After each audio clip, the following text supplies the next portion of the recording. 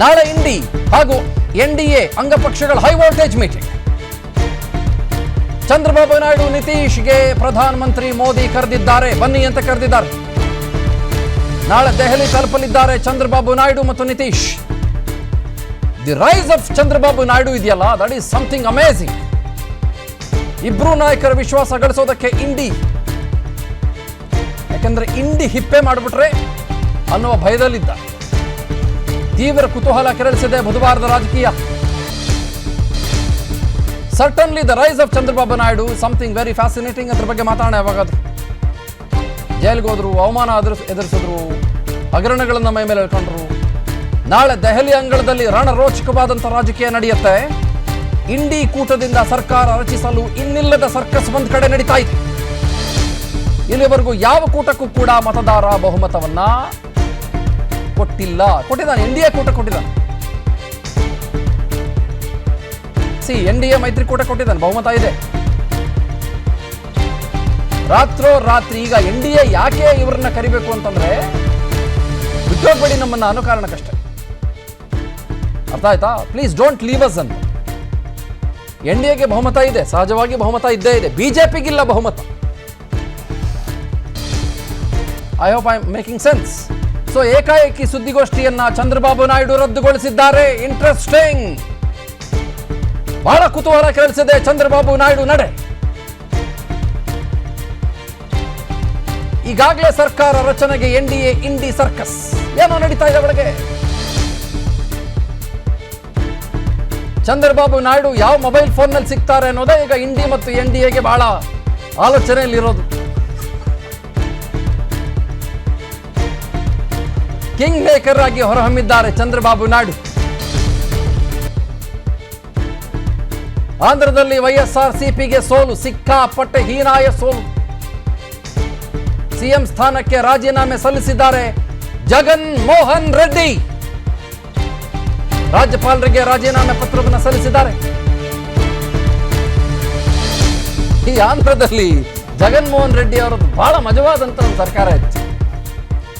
ಏನ್ ಕಣ್ಣಿಗೆ, ತಲೆಗೆ, ಹಣೆಗೆ ಏಟೊಡ್ಸ್ಕೊಂಡ್ರು ಪಾಪ ಸಮಾಧಾನ ಮಾಡ್ಕೊಂಡೆಲ್ಲ ಬೋಟ್ ಕೇಳ್ತಾ ಇದ್ರು. It was fun. ಪಾಪ ಅವ್ರು ನೋವಾಗಿತ್ತು. ನಾನು ನೋವನ್ನ ಅಲ್ಲಿಗೆಳಿತಾ ಇಲ್ಲ. ಬಹಳನೇ ಪಾಪ ಅವ್ರಿಗೆ ನೋವಾಗಿತ್ತು, ತುಂಬಾನೇ ಗಾಯ ಆಗಿತ್ತು, ತುಂಬ ಆಗಿತ್ತು పాప. నా రజకులకు, నా నాయి బ్రాహ్మణులకు, నా టైలర్లకు అని అండగా ఉంటూ వారికి ఒక చేదోడు. మరి ఇన్ని లక్షల మందికి ఇంత మంచి చేసి, ఇన్ని కోట్ల మందికి, లక్షలు కూడా కాదు, కోట్ల మందికి మంచి జరిగించి, ఎప్పుడు జరగని విధంగా మేనిఫెస్టో అంటే ఒక చెత్తబుట్టలో పడేసే డాక్యుమెంట్ కాదు. ఒక మేనిఫెస్టో అంటే ఒక బైబిల్ అని, ఒక ఖురాన్ అని, ఒక భగవద్గీత అని మొట్టమొదటి రోజు నుంచి కూడా భావిస్తూ ఏకంగా 99% వాగ్దానాలు అమలు చేసి, అంతే చిత్తశుద్ధితో ఆ మేనిఫెస్టోను కూడా అక్క చెల్లెమ్మల ఇంట్లోకి తీసుకొని వెళ్ళి చూపించి మీరే టిక్కు పెట్టండి అనే నిబద్ధత గల ప్రభుత్వంగా పనిచేసాం. ఇప్పుడు జరగని విధంగా ಇವೆಲ್ಲದರ ನಡುವೆ ಕರ್ನಾಟಕದ ವಿಷಯಕ್ಕೆ ಬರುವಾಗ ಬಹಳ ನೆಮ್ಮದಿಯ ನಿಟ್ಟುಸರನ್ನು ಬಿಟ್ಟಿರೋರು JDS ಅಂತ ಅನ್ಸುತ್ತೆ ನನಗೆ ಒಂದು ಹಂತಕ್ಕೆ. ಹಾಸನ ಕಳ್ಕೊಂಡ್ರು ಸರಿ, ಬಟ್ ಕಳ್ಕೊಳ್ಬಹುದು ಅನ್ನೋದಿತ್ತು ಅವ್ರ ತಲೆಯಲ್ಲಿ ಅಂತ ಅನ್ಸುತ್ತೆ ಕಾರಣಾಂತರಗಳಿಂದ. ಬಟ್ ಮಂಡ್ಯ ಗೆದ್ಕೊಂಡ್ರು, ದೇವೇಗೌಡರಿಗೆ ಬಹಳ ಖುಷಿಯಾಗಿರುತ್ತೆ. ಕೋಲಾರ ಗೆದ್ಕೊಂಡ್ರು, ಮಲ್ಲೇಶ್ ಬಾಬು ಗೆದ್ಕೊಂಡ್ರು. ತುಮಕೂರು ಮತ್ತು ಇನ್ನಿತರ ಒಂದು 2-3 ಕಡೆಗಳಲ್ಲಿ ಟಿಕೆಟನ್ನು ಕೊಡಿಸುವ ಮೂಲಕ, ಒಂದು ಹಂತಕ್ಕೆ ಕೊಡಿಸುವ ಮೂಲಕ ತಮ್ಮ ಪಾರಮ್ಯವನ್ನು ಮೆರೆದರು. ಹಾಸನ ಗೆದ್ದುಬಿಟ್ಟಿದ್ದರೆ ಬಹುಶಃ JDSನ ಹಿಡಿಯೋರೇ ಇರ್ತಾ ಇರಲಿಲ್ಲ ಅನ್ಸುತ್ತೆ ನನಗೆ. ಹಾಸನ ಒಂದು ಗೆದ್ದುಬಿಟ್ಟಿದ್ದರೆ, but they have not lost anything at all. They lost all their cadre, voters, territory. They limited to 2 districts. ಅವ್ರು ಇದ್ದಿದ್ದೇ 3 ಇಲ್ಲ 14% ಮತ ಇರ್ತಿತ್ತು. ಈಗ 5% ಮತಕ್ಕೆ ಬಂದಿದ್ದಾರೆ. ಭಾಗದಲ್ಲಿ ಚಾಮರಾಜನಗರವನ್ನು ಬಿಟ್ಟು ಎಲ್ಲವನ್ನ ಗೆದ್ದಿದ್ದೀವಿ. ಹಳೆ ಮೈಸೂರು ಭಾಗ ಏನಿತ್ತು, that is Kumaraswamy power, that is Devegowda ji power. ಏನ್ ಇವ್ರು ಮೆರಿತಾ ಇದ್ರು, ನಾವೇ ದಕ್ಷಿಣದ ಕರ್ನಾಟಕದಲ್ಲಿ ಅಂತೇಳಿ ಹಳೆ ಮೈಸೂರು ಭಾಗದ ನಾನೇ ಉತ್ತರಾಧಿಕಾರಿ, ಸ್ವಯಂ ಘೋಷಿತ ದೇವಮಾನವ. ಓಕೆ, ಮಾತಾಡ್ತೀನಿ. ಲೋಕಸಭಾ ಫಲಿತಾಂಶದ ಕುರಿತು ಪ್ರಧಾನಮಂತ್ರಿಗಳು ಟ್ವೀಟ್ ಮಾಡಿದ್ದಾರೆ ಎಕ್ಸ್ ಖಾತೆಯಲ್ಲಿ. ಮತದಾರರ ಜನಾದೇಶಕ್ಕೆ ನಾನು ಚಿರಋಣಿ, ಜನರಿಗೆ ಕೊಟ್ಟ ಭರವಸೆಯನ್ನ ಈಡೇರಿಸ್ತೇವೆ, ಪ್ರಧಾನಮಂತ್ರಿ ಮೋದಿ. ಮತದಾರರು 3ನೇ ಬಾರಿ ನಮ್ಮೇಲೆ ನಂಬಿಕೆ ಇಟ್ಟಿದ್ದಾರೆ. ನಮ್ಮ ಮೇಲೆ ಅಂತ ಹೇಳ್ತಾರೆ, ನನ್ನ ಮೇಲೆ ಅಂತ ಇದ್ದವರೆಗೂ ದೇಶದ ಇತಿಹಾಸದಲ್ಲೇ ಹಿಸ್ಟಾರಿಕಲ್ ಸಾಧನೆ. ಕಾರ್ಯಕರ್ತರಿಗೆ ಧನ್ಯವಾದವನ್ನು ತಿಳಿಸಿದ್ದಾರೆ ಪ್ರಧಾನಮಂತ್ರಿ ಮೋದಿ. ಎಕ್ಸ್ನಲ್ಲಿ ಟ್ವೀಟ್ ಮಾಡಿದ್ದಾರೆ.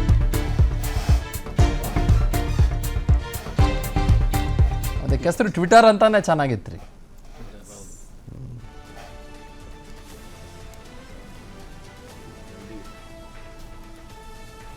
NDA ಅಂತ ಬರೆದಿದ್ದಾರೆ. For having faith in NDA ಅಂತ ಬರೆದಿದ್ದಾರೆ. For having faith in BJP ಅಂತ ಬರೆದಿಲ್ಲ. ಫೇತ್ ಇನ್ ಮೋದಿ ಅಂತ ಬರ್ದಿರ್ಬೇಕಾಯ್ತು ಆಕ್ಚುಲಿ. ಯಾಕಂದ್ರೆ ಅವ್ರಿಗೆ ಈ ಸ್ವಯಂ ವೃತ್ತಿ ಅಂತಾರಲ್ಲ ಅದು ಜಾಸ್ತಿ ಅವ್ರಿಗೆ.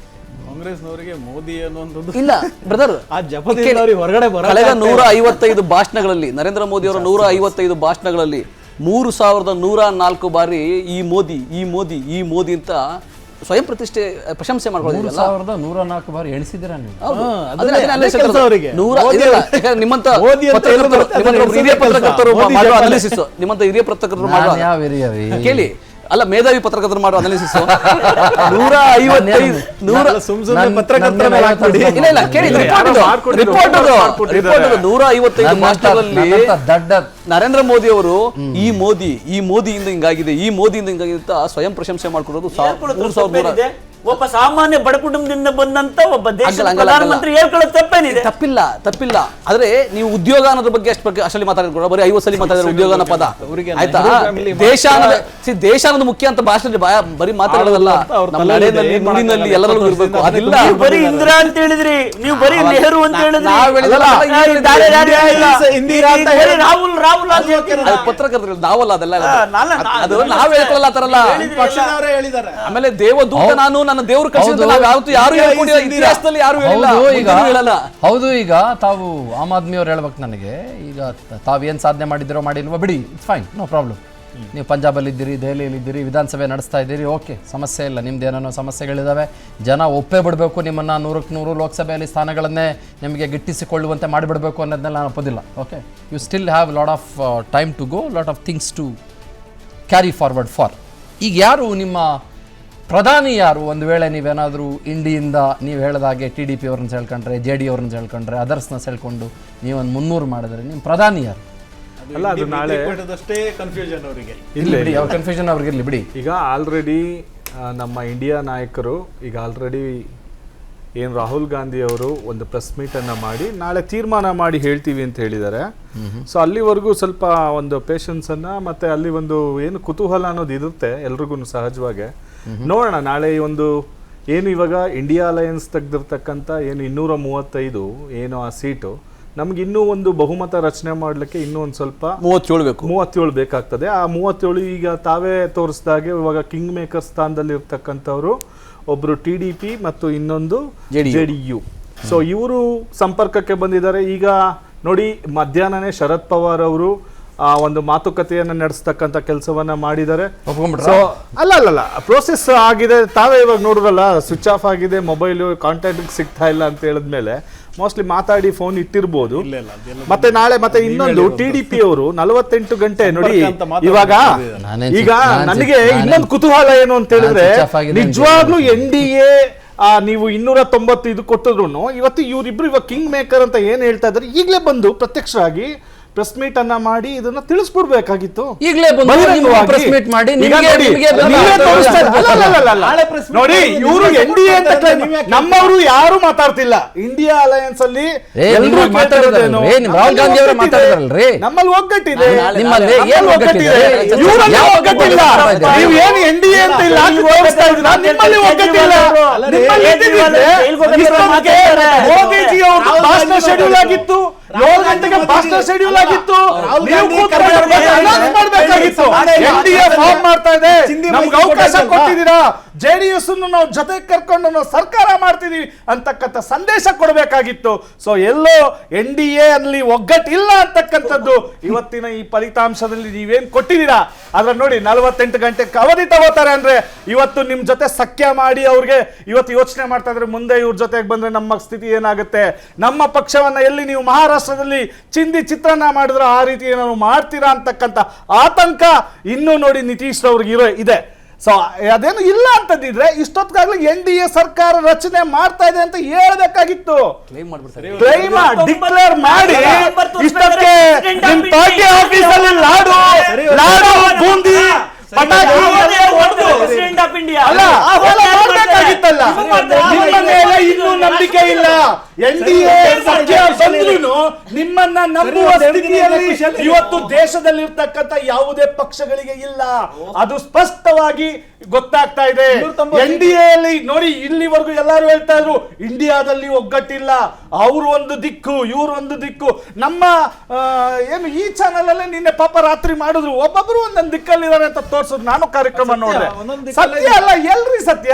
ಇವಾಗ ಸತ್ಯ ಆಗಿದ್ರೆ ಇಷ್ಟೊತ್ತು ನಮ್ಮ ಇಂಡಿಯಾದಲ್ಲೇ ಯಾರು ನೀವು ಇವಾಗ 235 ಬಿಜೆಪಿ ಜೊತೆ ನಾವು ಕೈ ಜೋಡಿಸೋಣ ನೋಡಿ. ನಿಮ್ಮಲ್ಲಿ ಒಗ್ಗಟ್ಟಿದೆ, ನಿಮ್ಮಲ್ಲಿ ಒಗ್ಗಟ್ಟಿದೆ, ಒಗ್ಗಟ್ಟಿಲ್ಲ, ನಿಮ್ಮಲ್ಲಿ ಒಗ್ಗಟ್ಟಿಲ್ಲ, ಇಲ್ಲ ನಮ್ದಲ್ಲಿ ಒಗ್ಗಟ್ಟಿದೆ, ನಿಮ್ಮಲ್ಲಿ ಒಗ್ಗಟ್ಟಿಲ್ಲ ನೋಡಿ. ಸಂಬಂಧ ಇಲ್ಲ. ಮಾನ್ಯ ಪ್ರಧಾನಮಂತ್ರಿಗಳು ನರೇಂದ್ರ ಮೋದಿ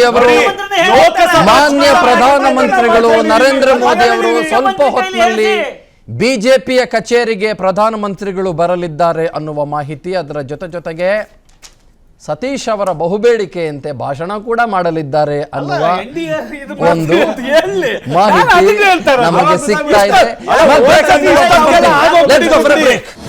ಅನುಕ್ಷಣದ ಸುದ್ದಿಗಳಿಗಾಗಿ ವಿಸ್ತಾರ ನ್ಯೂಸ್ ಯೂಟ್ಯೂಬ್ ಚಾನೆಲ್ ಸಬ್ಸ್ಕ್ರೈಬ್ ಮಾಡಿ. ಹೊಸ ಸುದ್ದಿಗಳ ನೋಟಿಫಿಕೇಶನ್ಗಾಗಿ ಬೆಲ್ ಐಕಾನ್ ಕ್ಲಿಕ್ ಮಾಡಿ. ಲೇಟೆಸ್ಟ್ ಅಪ್ಡೇಟ್ಸ್ಗಾಗಿ www.vistaranews.com ವೆಬ್ಸೈಟ್ಗೆ ವಿಸಿಟ್ ಮಾಡಿ. ಅಂಗೈಯಲ್ಲೇ ಜಗತ್ತಿನ ಸುದ್ದಿ ತಿಳಿಯಲು ವಿಸ್ತಾರ ನ್ಯೂಸ್ ಕನ್ನಡ ಆಪ್ ಡೌನ್ಲೋಡ್ ಮಾಡಿ.